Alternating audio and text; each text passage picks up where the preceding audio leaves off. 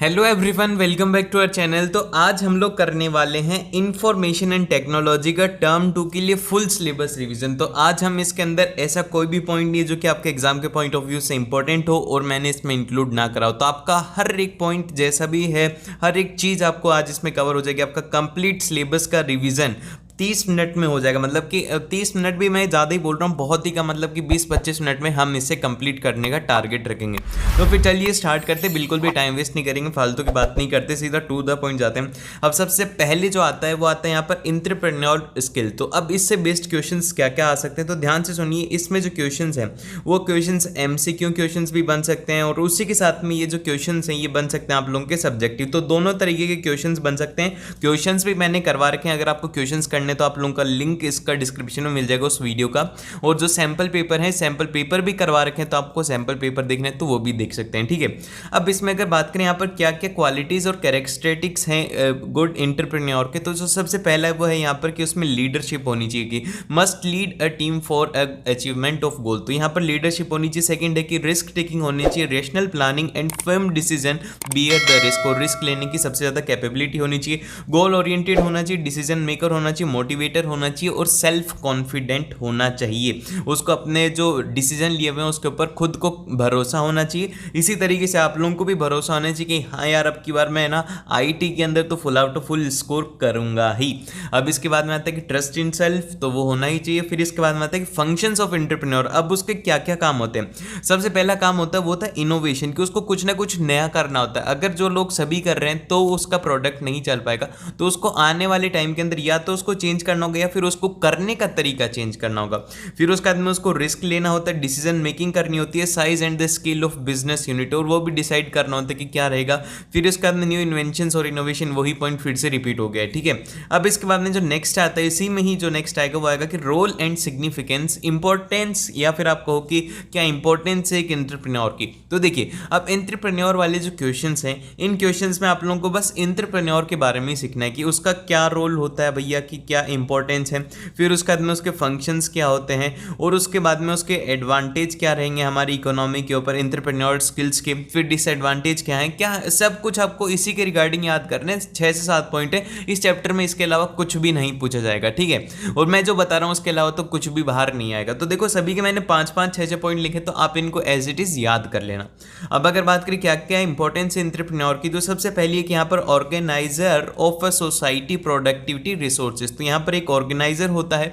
फिर इसके बाद में सेकंड है कि यहाँ पर helpful in capital formation, help, और इसके साथ में जैसे कि कैपिटल फॉर्मेशन में काफ़ी ज़्यादा हेल्प करते हैं एंटरप्रेन्योर जो होते हैं, उनसे जो कंपनी की जीडीपी है वो काफ़ी ज़्यादा ग्रोथ मिलती है। तो आप इसमें ये पॉइंट लिख सकते हैं कि जो जितना ज़्यादा एंटरप्रेन्योर स्किल्स बढ़ेंगी, एंटरप्रेन्योरशिप बढ़ेगी, उतनी ही ज़्यादा हमारी देश की जीडीपी बढ़ेगी। देन फिर इसके बाद में यहाँ पर आता है कि increases in the employment opportunities, जैसे जैसे एंटरप्रेन्योरशिप बढ़ती है वैसे यहाँ पर नंबर ऑफ एम्प्लॉयमेंट भी बढ़ता है। देन फिर इसके बाद में हायर प्रोडक्टिविटी होती है, और यहाँ पर इनिशिएटर होते हैं those one who initiate the process of creating an enterprises. Then फिर इसके बाद में नेक्स्ट जो आता है कि यहाँ पर ingredient for the modern production system, और मॉडर्नाइज करने में भी काफ़ी ज़्यादा हेल्प करते हैं। देन फिर इसके बाद में हमारे पास नेक्स्ट आएगा वो आएगा इसके एडवांटेज क्या है। तो देखिए, सबसे पहले अगर बात करें क्या क्या एडवांटेज है, सबसे पहला एडवांटेज है कि वो है इंडिपेंडेंस। अब इंडिपेंडेंस हर किसी को चाहिए होती है, लेकिन अभी इंडिपेंडेंस सभी के पास में, लेकिन जब कोई जॉब करता है तो वो किसी के नीचे जॉब करते हैं। लेकिन जो एंटरप्रेन्योर्स होते हैं वो ना तो किसी की सुनते, खुद ही बॉस होते हैं, खुद ही मालिक होते हैं, जैसा मर जाता है वैसा करते हैं, जितना काम करना है उतना करते हैं, और ना उनके ऊपर कोई होता है, वही सब मतलब राजा होते हैं अपने बिजनेस के। ऐसा ही होना चाहिए यार, एंटरप्रेन्योरशिप ही करनी चाहिए बच्चों को। तो आप लोगों को एक बार सोचना चाहिए कि हाँ यार, मैं भी अपना खुद का करूँगा, बाहर किसी की सुननी नहीं है मुझे, चाहे से गवर्नमेंट हो प्राइवेट हो, पर मेरी खुद का इंडिपेंडेंस है, ठीक है। अब उसके बाद में इसमें क्या क्या डिसएडवांटेज है वो भी सुन लेना, बस एडवांटेज ही मत सुनना। फिर सेकंड है कि यहाँ पर स्टेटस बहुत ज़्यादा मिलता है, कि जो सोशल स्टेटस है, कि अगर आप मान लीजिए कि बहुत ही बड़ी आपने कंपनी स्टैब्लिश कर ली, तो आपका जो स्टेटस होगा सोसाइटी के अंदर वो बहुत ही ज़्यादा अपर लेवल का होगा, कि आपको कहा जाएगा कि कि वन ऑफ द सक्सेसफुल है ये पर्सन जिसने कि इतनी बड़ी कंपनी खड़ी कर दी और इतने बिलियंस ऑफ डॉलर का ये मालिक है, तो वो वहाँ पर फेम मिलता है, इसमें फेम काफ़ी ज़्यादा मिलता है जब कभी भी कोई भी एक सक्सेसफुल होता है।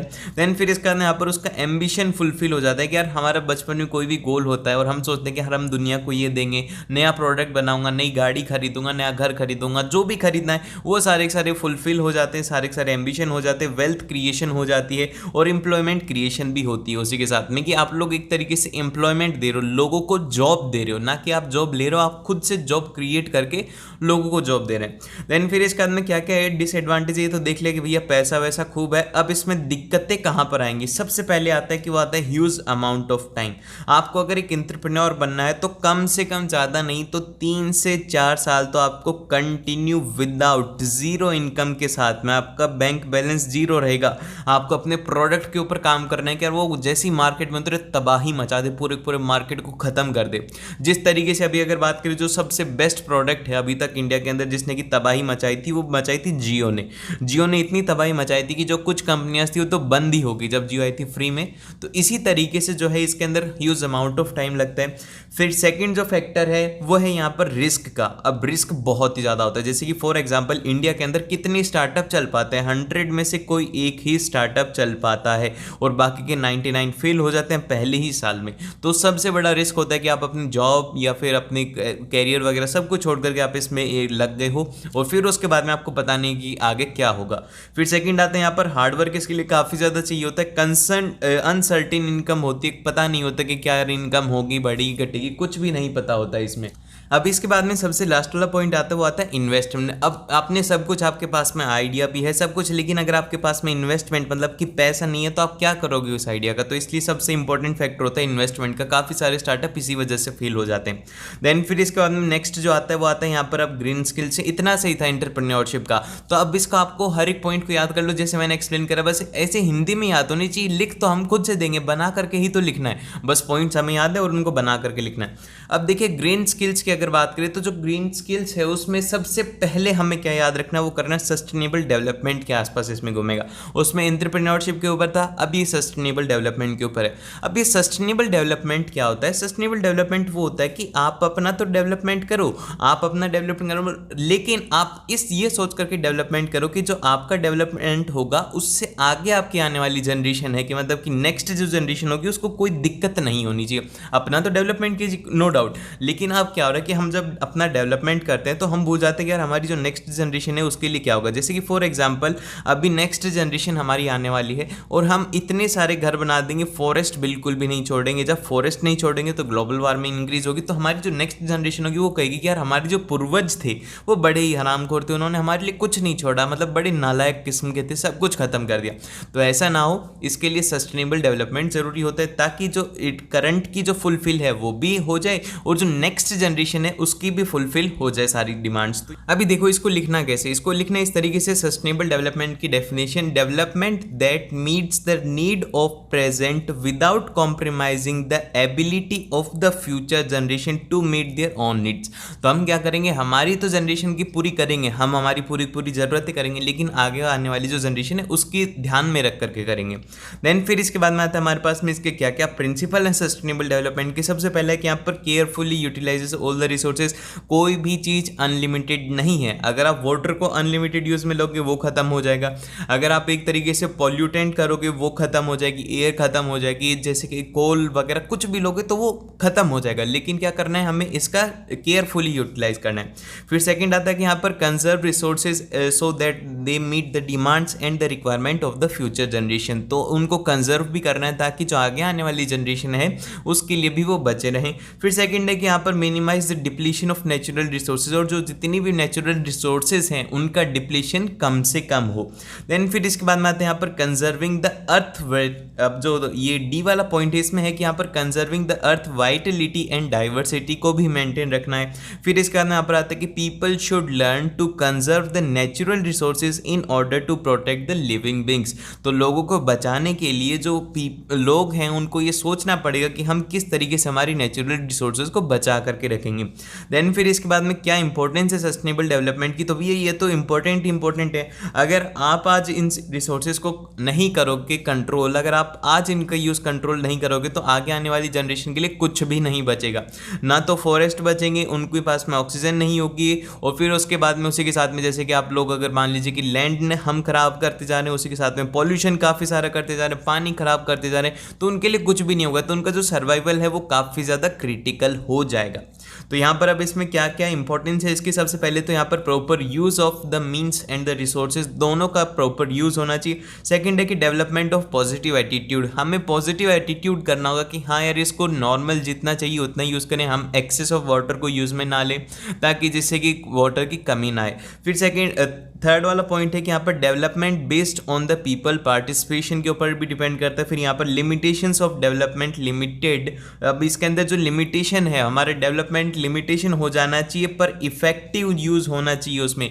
Effective use of means and the resources are enough for the peoples to satisfy their basic needs. Then फिर इसके बाद में यहाँ पर आता है कि लॉन्ग लास्टिंग क्या होना चाहिए, लॉन्ग लास्टिंग डेवलपमेंट होना चाहिए। अब ये इसका मतलब क्या होता है, इसका मतलब ये होता है कि development aims at achieving the goals of economy and the social development without destroying the earth means and resources। तो सिंपल सी बात ये है कि आप अगर आज अपना कोई डेवलपमेंट कर रहे हो तो उसको ये सोच करके करो कि यार आगे आने वाले जो 10 साल हैं उससे क्या क्या इफेक्ट होगा, तो वो आज ही सोच करके अगर आप करेंगे तो आपका लॉन्ग लास्टिंग डेवलपमेंट होगा। फिर इसके बाद में यहाँ पर आता है सस्टेनेबल डेवलपमेंट गोल होना चाहिए कि यहाँ पर इसके 3 मेजर कंपोनेंट है। सबसे पहला कंपोनेंट है इकोनॉमी है, इन्वायरमेंट है और सोशल इंक्लूजन है, ये इसके 3 मेजर कंपोनेंट है। अब इसके बाद में क्या क्या प्रॉब्लम्स है जो कि सस्टेनेबल डेवलपमेंट में फेस करनी होती है। सबसे पहला है यहाँ पर पुअर मैनेजमेंट रिसोर्सेज, जो मैनेजमेंट है वो काफ़ी ज़्यादा खराब है। अगर कह दिया जाए कि आप लोगों को हर दिन का 10 लीटर पानी यूज़ में लेना है तो लोगों को समझ में नहीं आती ये बात, 10 की जगह पर वो 20 लीटर काम में लेते हैं। वो बोलते कि ऐसे कैसे बोलते हैं, हमें यूज़ में काम लेने के लिए हम तो ज़्यादा लेंगे, तो यही होता है। फिर इसके बाद में नेक्स्ट जो आता है कि यहाँ पर सिग्निफिकेंट इन्वायरमेंटल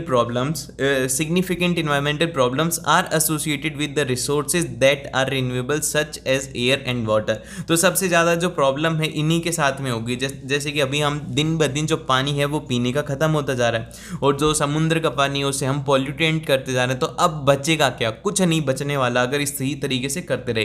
फिर इसके बाद में जो थर्ड सबसे इंपॉर्टेंट फैक्टर है वो है राइज इन पॉपुलेशन। अब पॉपुलेशन से क्या फ़र्क पड़ेगा भैया डेवलपमेंट के ऊपर, ये पड़ेगा कि जैसे कि पहले अगर हमारी अर्थ जब स्टार्टिंग में थी तो उसके ऊपर करीब 100 लोग होंगे, फिर इसके बाद में धीरे धीरे करके इंक्रीज हुए, तो क्या हुआ कि 100 लोगों को कितनी सी जगह चाहिए होती है, एक पूरी सिटी ले लो, चलो इतने ही तो लोग होंगे, और कि ये थोड़ी कि कॉन्टिनेंट लेंगे, ठीक है।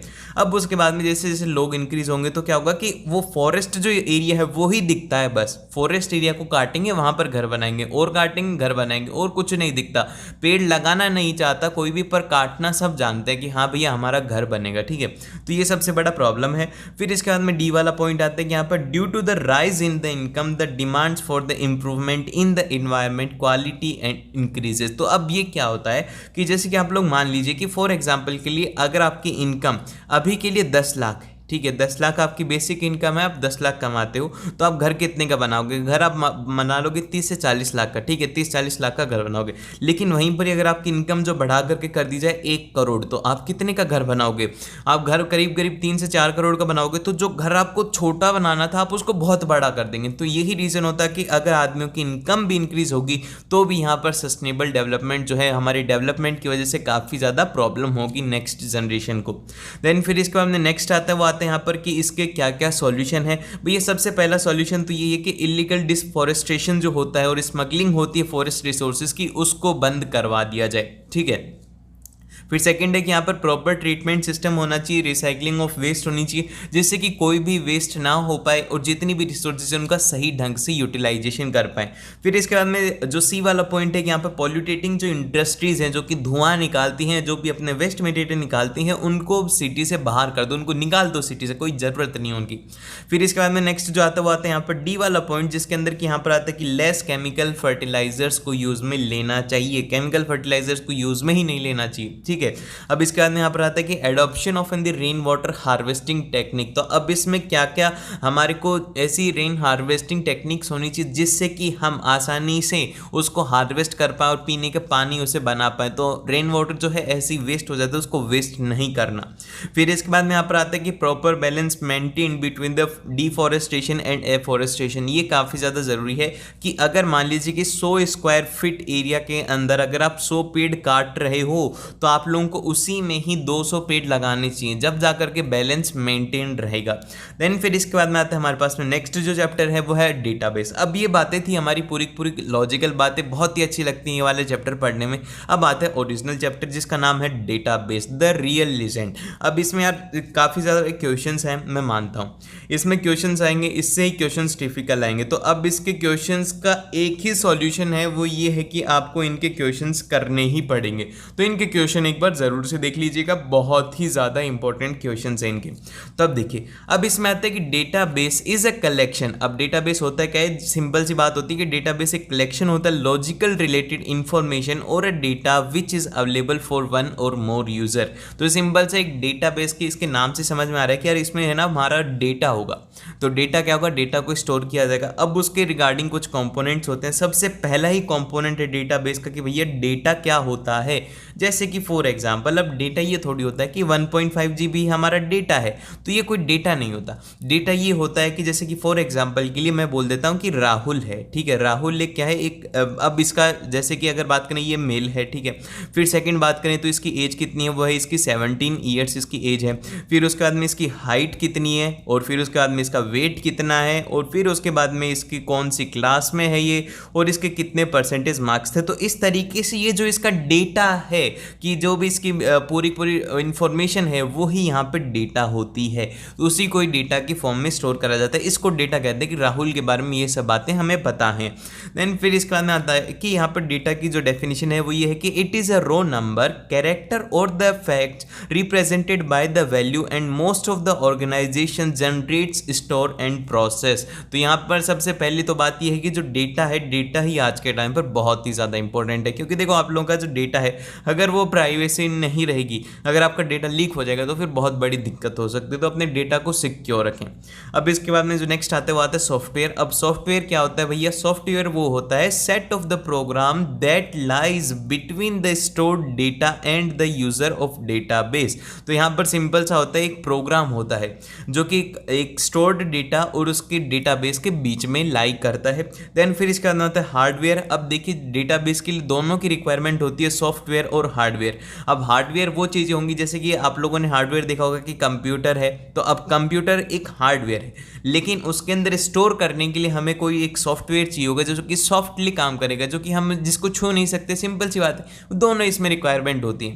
फिर इसके बाद में हार्डवेयर की बात करें तो यहाँ पर physical aspects of an the computers, telecommunications and database which consist of the secondary storage devices such as magnetic disk और ऑप्टिकल डिस्क इसमें चाहिए होती हैं।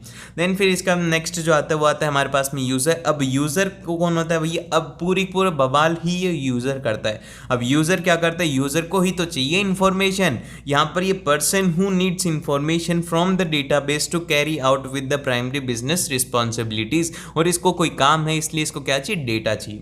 देन फिर इसके अंदर क्या क्या फीचर्स हैं डेटाबेस के, तो जो सबसे पहला फीचर है डेटाबेस का वो है यहाँ पर टेबल। अब टेबल्स क्या होती हैं, टेबल की डेफिनेशन याद होना चाहिए। ये नहीं कि 2 1s are 2, 2 2s are 4, ये वाली टेबल नहीं चलेगी। अब की बार ये वाली टेबल नहीं आएगी, अब की बार नई टेबल आ गई है।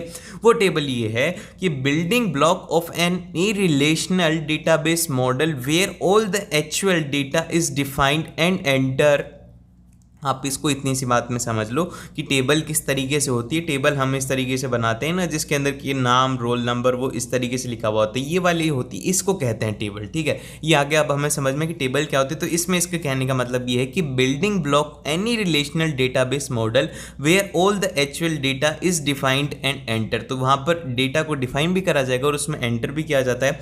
और जो टेबल होती है उसमें सेल होते हैं, और सेल क्या होता है, सेल होता है इंटरसेक्शन ऑफ रो और कॉलम से। जैसे कि ये हो गया रो और ये हो गया कॉलम। तो ये वाला जो पूरा पार्ट होता है इसको ही सेल कहते हैं। देन फिर इसके बाद में जो नेक्स्ट सी की पार्ट आते हैं, टेबल के पार्ट आते हैं, वो आते हैं कॉलम। अब कॉलम क्या होता है? कॉलम वो होता है कि यहाँ पर इसमें डेटा आइटम ही होता है जिसके अंदर की area within the record और reserve for a specific piece of data. तो आपको इसमें इतनी सी बात याद रखनी कि जो कॉलम होता है वो एक एरिया होता है जिसके अंदर की रिकॉर्ड को रिजर्व करा जाता है for the specific of data. फिर इसके बाद में इट कंटेन्स, इसके अंदर सेट ऑफ कैरेक्टर्स होते हैं, जैसे कि फॉर एग्जांपल की कस्टमर नंबर है तो उसमें आपको सभी कस्टमर के नंबर मिल जाएंगे, कस्टमर नेम में सभी के कस्टमर नेम मिल जाएंगे, सभी के कस्टमर नेम मिल जाएंगे। फिर उसके बाद में उनका जो भी एड्रेस है वो सभी आपको एक ही जगह पर मिल जाएगा। तो ये काम होता है कॉलम का। अब इसके बाद में आते हैं यहाँ पर रिकॉर्ड्स और रोज और ट्यूलिप्स। अब इन सभी का काम एक ही है। रो क्या होती है भैया? अब रो क्या होगा? रो वो होगा कि जिसके अंदर की कलेक्शन ऑफ डेटा होगा, जो कि डेटा को कलेक्ट करेगा। यही बात होती है रो की, जिसके अंदर यहाँ पर वन एंटिटी और in the complete unit of information वो हो सकता है। अभी क्वेरी क्या होता है? नेक्स्ट आता है क्वेरी। अब क्वेरीज के अंदर क्या होता है कि it is an inquiry into a database using the select statement. अब जैसे कि इसमें आप लोगों को अगर कोई भी एक पूरा डेटाबेस है, बहुत बड़ा डेटाबेस है, उसमें आप लोगों को कुछ सेलेक्ट करना है कि हाँ मेरे को इस पर्टिकुलर चाहिए, तो उसको सेलेक्ट करने के लिए यहाँ पर ये जो सिलेक्ट स्टेटमेंट काम में लिया जाएगा। और फिर यहाँ पर this statement gives you the filtered data according to your condition. जो भी आप कंडीशन लगाएंगे, जैसे कि आप ग्रेटर देन 20 लगा दिया, लेस देन 20 लगा दिया, जो भी आप कंडीशन लगाओगे वहां पर आप लोगों को इसका आंसर मिल जाएगा। देन फिर इसके बाद में जो नेक्स्ट आता है वो आता है फॉर्म्स। अब फॉर्म्स क्या होती है? Form is a window on a screen that contain numerous field और the space to enter data. तो यहाँ पर फॉर्म जो होती है, फॉर्म एक विंडो होती है जिसके अंदर कि आप जो डेटा है उसको आसानी से, एक स्पेस होता है जिसके अंदर कि आप डेटा एंटर करेंगे।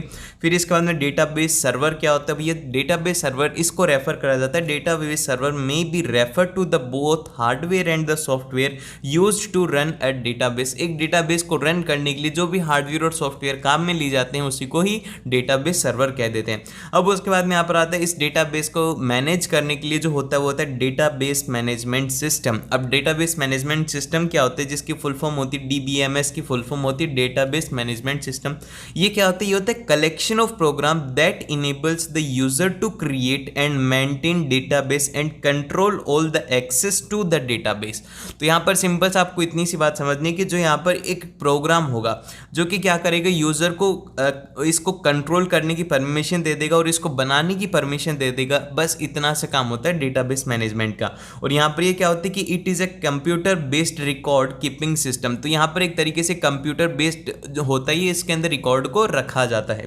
देन फिर इसके बाद में इसका गोल क्या होता है? यहाँ पर DBMS को क्यों डेवलप करा? DBMS goal is to provide an environment that convenient and efficient for user. तो यहाँ पर इससे आसानी से यूजर इसके साथ में इंटरेक्ट कर पाए और इसको आसानी से यूज कर पाए। देन फिर इसके बाद में जो नेक्स्ट टर्म आती है वो आती है RDBMS। RDBMS की जो फुल फॉर्म है वो है रिलेशनल डेटाबेस मैनेजमेंट सिस्टम। अब ये क्या होता है? ये होता है यहाँ पे एक टाइप ऑफ डेटाबेस होता है जो कि स्टोर करता है डेटा को इन फॉर्म्स ऑफ रिलेशंस। जो कि रिलेशंस आप टेबल की फॉर्म में जो स्टोर करता है उसी को रिलेशनल डेटाबेस कहते हैं।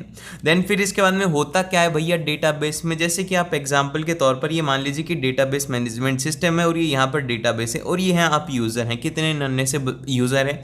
अब आप बोल रहे हैं कि रिक्वेस्ट करिए आपने कि यार मेरे को ये दिखाओ, डेटाबेस मैनेजमेंट सिस्टम दिखेगा हाँ। फिर इसके बाद में डेटाबेस में सर्च करेगा, फिर सर्च करने के बाद में फिर से डेटाबेस मैनेजमेंट सिस्टम के पास में आएगा, फिर इसके पास में रिस्पॉन्स जो आएगा वो दिखेगा आपको। तो ये प्रोसेस होती है पूरा आपके पास में अगर कोई भी डेटा डिस्प्ले होता है तो। अब इसके एडवांटेज क्या है DBMS के? तो सबसे पहला जो एडवांटेज है वो यहाँ पर रिड्यूसेस द डेटा। तो मतलब कि यहाँ पर जो डेटा की रेप्लिकेशन होती है, काफ़ी बार डेटा चोरी हो जाता है, उससे यहाँ पर बहुत ही अच्छे से मुक्ति मिल जाती है DBMS की हेल्प से। सेकंड है कि यहाँ पर डेटा शेयरिंग एंड सिक्योरिटी काफ़ी ज़्यादा हो जाती है और multiple views of a data. तो आप किसी से भी मतलब कितना भी आप उसको डेटा को देख सकते हो, कितने भी मल्टीपल यूजर्स को आप दिखा सकते हैं। फिर इसके बाद में डेटा इंडिपेंडेंस है, डेटा एकदम से इंडिपेंडेंट होता है, इसको किसी के ऊपर निर्भर रहने की जरूरत नहीं, ये भी एंटरप्रेन्योर की तरह ही होता है। फिर इसके बाद में जो नेक्स्ट आता है यहाँ पर बैकअप और रिकवरी काफ़ी ज़्यादा आसान होती है। फिर इसके बाद में अगर डिसएडवांटेज की बात करें तो जो सबसे पहले डिसएडवांटेज है वो यहाँ पर कॉस्ट ऑफ हार्डवेयर और सॉफ्टवेयर। तो भैया यही सबसे बड़ा डिसएडवांटेज होता है हर जगह पर ही, बस पैसा ही हर जगह पर डिसएडवांटेज रहेगा। एंटरप्रेन्योर में भी देखा था हमने, पैसा नहीं था उसके पास में, इसमें भी क्या है कि इसके पास में भी खरीदने के लिए पैसे नहीं है सॉफ्टवेयर और हार्डवेयर को। फिर सेकंड वाला है कि यहाँ पर डेटाबेस फेलियर हो जाते हैं। फिर थर्ड वाला है कि यहाँ पर इसमें कॉम्प्लेक्सिटी काफ़ी ज़्यादा होती है। फिर फोर्थ वाला है कि यहाँ पर इसमें लोअर एफिशिएंसी होती है। ये चार है जो कि डिसएडवांटेज हैं डीबीएमएस के। देन फिर इसके अंदर जो नेक्स्ट आता है वो आते हैं यहाँ पर अब की फील्ड्स क्या होते हैं। देखो अब की फील्ड की डेफिनेशन जरूर से याद रख लेना, क्योंकि एग्जाम में 2 मार्क्स में पूछी जाएगी ये, फिर बोलना मत कि भैया ने बताया नहीं था। अब यहाँ पर key is defined as the column और the set of column of a database which is used to identify each records uniquely in a relation. तो यहाँ पर अगर आपको कोई भी एक स्पेसिफिक अगर किसी के बारे में देखना है तो उसके लिए जो काम में लिया जाएगा वो लिया जाएगा कि अब ये अलग अलग होती हैं। सबसे पहले आती है प्राइमरी की।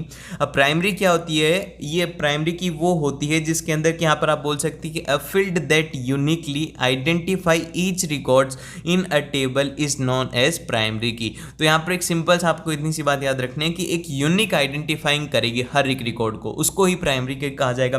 फिर इसके बाद में की आती है वो आती है कैंडिडेट की। कैंडिडेट की होती है set of all the attributes which can uniquely identify each type of relations are known as candidate key. तो यहाँ पर एक तरीके से सभी टाइप के रिलेशन जो हैं उनको यूनिकली आइडेंटिफाई करने के लिए जो होती है वो होती है यहाँ पे कैंडिडेट की। देन फिर इसके बाद यहाँ पर आती है फॉरेन की। अब फॉरेन की क्या होता है कि a field of a table और a relation that references the primary key of another table. Then फिर इसके बाद में आपको पास में तीनों है, तीनों की याद होनी चाहिए, इंपॉर्टेंट है। फिर इसके बाद में वेब एप्लीकेशन एंड सिक्योरिटी के ऊपर जाते हैं। अब देखो इसमें जो इंपॉर्टेंट बातें हैं वही मैंने इंक्लूड कर रही है। सबसे पहला ये है कि कितने टाइप ऑफ नेटवर्क होते हैं। नेटवर्क वो होता है जो कि कंप्यूटर को दूसरे कंप्यूटर से कनेक्ट करते हैं। तो यहाँ पर सबसे पहले आता है लैन। अब लैन क्या होता है, वो होता है लोकल एरिया नेटवर्क। अब इसका मतलब समझो कि लैन कहाँ पर काम में लिया जाएगा। लैन वहाँ पर काम में लिया जाएगा जहाँ पर कि 10 से 15 कंप्यूटर होंगे। तो अब 10 से 15 कंप्यूटर कहाँ पर हो सकते हैं, एक बिल्डिंग में हो सकते हैं, एक ऑफिस में हो सकते हैं, या फिर आप एक स्कूल वगैरह छोटी मोटी ऑर्गेनाइजेशन होती है जिसमें 5-6 से ज़्यादा कंप्यूटर होते हैं, वहाँ पर इस लैन को काम में लिया जाता है। यहाँ पर when the group of computer it devices are connected in a small area then this network is said to be LAN. एक छोटे से एरिया के अंदर जब कनेक्टेड होती है तो उसमें लैन कहा जाता है। फिर इसका ही जो बड़े वाला वर्जन आता है वो आता है मैन। अब मैन क्या काम करता है भैया, मैन ये काम करता है कि इसके बड़े जो वर्जन है, मतलब इसके बड़े भैया हैं लैन के बड़े भैया हैं, तो लैन के बड़े भैया बड़े काम करेंगे। तो ये बड़े काम ये करते हैं कि बड़ी बड़ी बिल्डिंग्स जो हैं 5 से 6 बिल्डिंगों को एक साथ जोड़ने का काम मैन कर देता है, ठीक है। फिर इसके बाद में नेक्स्ट जो आता है वो आता है यहाँ पर वेन। अब वेन क्या होता है, वो होता है वाइड एरिया नेटवर्क। अब ये क्या करते हैं भैया, ये बहुत ही बड़े हैं, ये इन सब के ही पिताजी हैं। ये क्या करते हैं कि पूरा अगर आपको एक कंट्री से दूसरी कंट्री में कनेक्ट करवाना है नेटवर्क को, तो इसको वैन ही काम में लिया जाता है। ये वाइड एरिया नेटवर्क होता है। और इसका एग्जाम्पल ये है कि हमारे जो कंट्री है जिसके अंदर की पूरा नेटवर्क ऑफ एटीएम है, बैंक है, वो पूरा वेन के थ्रू ही कंट्रोल होता है। और यहीं तक ही था। आप लोगों को अच्छा लगा तो लाइक कर दीजिएगा और सब्सक्राइब कर लेना, और आप लोगों से मिलते हैं नेक्स्ट वीडियो में।